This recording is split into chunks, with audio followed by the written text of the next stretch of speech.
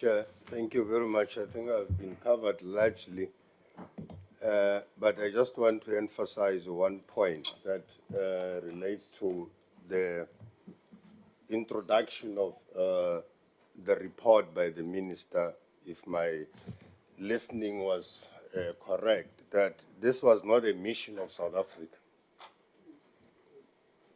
South Africa did not wake up one day and decided to go and just wander in DRC. It's a SADC mission, it's a joint mission of countries.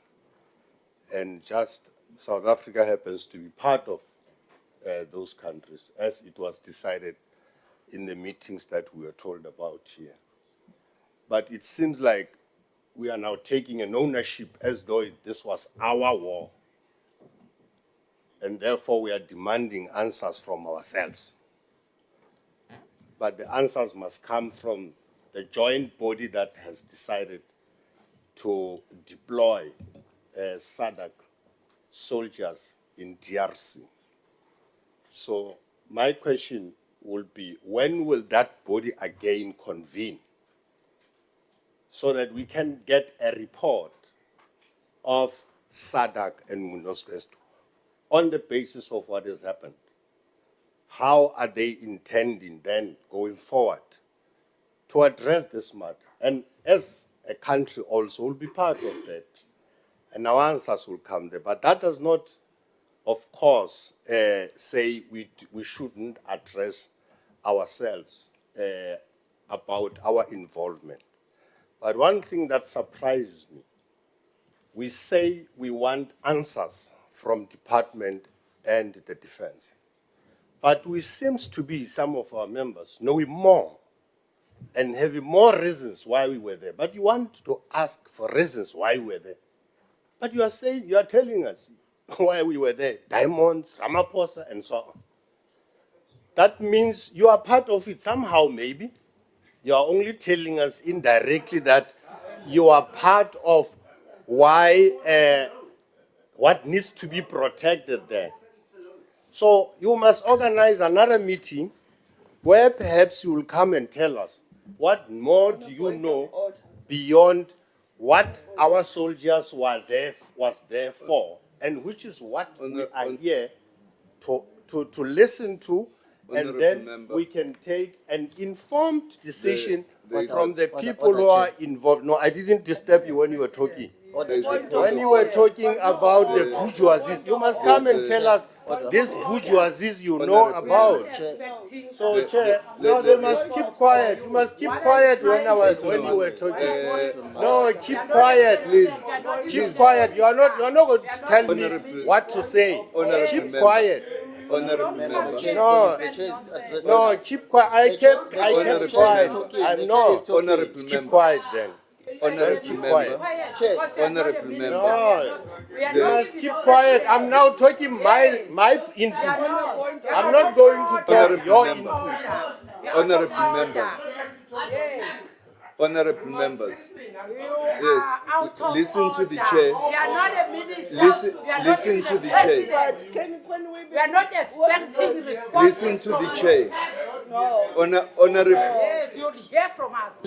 Please listen to the chair. We are hold on. We are obligated. We are obligated to take the wait. If you just Order. We are don't help me. You cannot allow people who have been howling. Honorable member, you are out of order. Honorable member, you are out of order. Please allow the chair to chair. Let's calm down. If there is a point of order, we're obligated to listen to it. Then the chair will rule. Let's all just be calm. You know, there is a point of order. Thank you very much, Chair. Chair, there are meeting protocols and there are rules of Parliament. Yes. And we are obliged, and we can call a point of order. Maybe perhaps somewhere the member have lost it in the induction of No, Parliament. please raise the point of order. Secondly, he must respect your authority as the chairperson.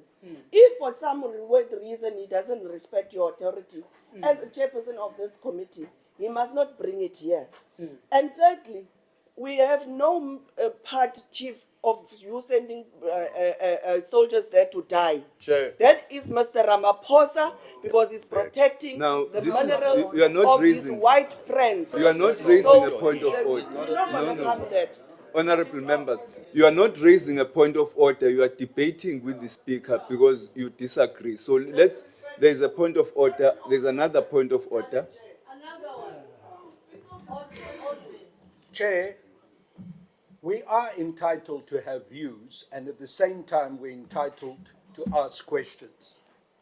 The honourable member is trivialising the views that we have expressed and tried to hide behind that in order not to ask questions himself. He's supposed to pose questions here to the General and to the Minister. Let him do his job and not try to play political games. Thank you. Honorable members, let's pass this point. The member has also finished making his point. Let's move on to the next speaker. Thank you, Chair. Chair, I was happy to hear Honorable Harting to say that we have also killed so many of them in DRC. Honorable Chair, I should think that on this issue of mandate in DRC, it was clearly stated by the General when he made his presentation. But I will also again ask the General to. Thank you, Chair. Chair, just as an aside, not all white people look the same and think the same. It happened to have been Mr. Chris Hutton, my colleague here, who asked you that the Chair should not speak for 20 minutes. But I did happen to agree with that because we as members should have the right to have enough time to speak. But in seriousness, Chair, I'm holding here in my hands a file which contains the reports, the legacy reports, since 2015 of what had been told to the Chief of the South African National Defence Force, also the current Chief's predecessor, and the various ministers, that the SANDF is not in a position to carry out an offensive mandate in any country in Africa, that the SANDF is collapsing. Now, it's taken a year for the Chief of the South African National Defence Force, General Mponya, to come to our committee. We've asked many times, he never dignified us with his presence. It had to take 14 of our SANDF soldiers to die for him to come here. We told the Minister of Defence and Military Veterans, the SANDF is collapsing. We cannot carry out an offensive mission in the DRC. Here are my three questions. Why are you Minister? And why is the President lying to us about the nature of the operation that we have in the DRC? It is not a peacekeeping mission. It is an offensive mission, and it is defined as such by the SADC. Therefore, you knew that our soldiers were going to be shot at, and you knew that you're sending our young men into the DRC to die in the killing fields of the DRC. You did not have the ammunition, you did not have the supplies, you do not have the money to have sent them, but you sent them to die for the mineral wealth that is being looked after, the mines that are being looked after, that belongs to Cyril Ramaphosa, his family, and his friends. On all sides, we have a defense of the mineral wealth rather than for the people of the DRC? That is my first question. My second question, Minister, and the Chief of the South African National Defence Force. When are you going to bring our soldiers back? Are you bringing them back now? And explain to us how you are going to bring them back. And my third question, why do you disrespect us? And why do you disrespect the South African nation with this pitiful little report that contains hardly any information, that doesn't address the issues that needed to be addressed here this afternoon? Stop disrespecting us. And lastly, when are you, Minister? No, I'm just pointing to the Minister. Okay, let me leave my hands down. When are you, Minister? You get threatened easily, Minister. When are you, Minister? And when are you, Chief of the South African National Defence Force, resigning? You should resign today. And when are the rest of your generals who were playing golf at Copperleaf while our soldiers were dying? When are they going to resign? Those are my questions. I expect answers. There's a Thank point you. of order. There's a point of order. Point of order, yes. What is the point? Chair, One earns we respect, one cannot doesn't allow a demand member respect, Minister. Your Honorable, behavior pointing doesn't earn someone. respect. No. Chair, don't allow this. honorable members, Because we're able to point others also. we started the meeting by agreeing that the issue we are here to discuss is non-partisan. Secondly, we agreed that we are going to conduct ourselves in a manner that behoves a country that has lost 14 soldiers.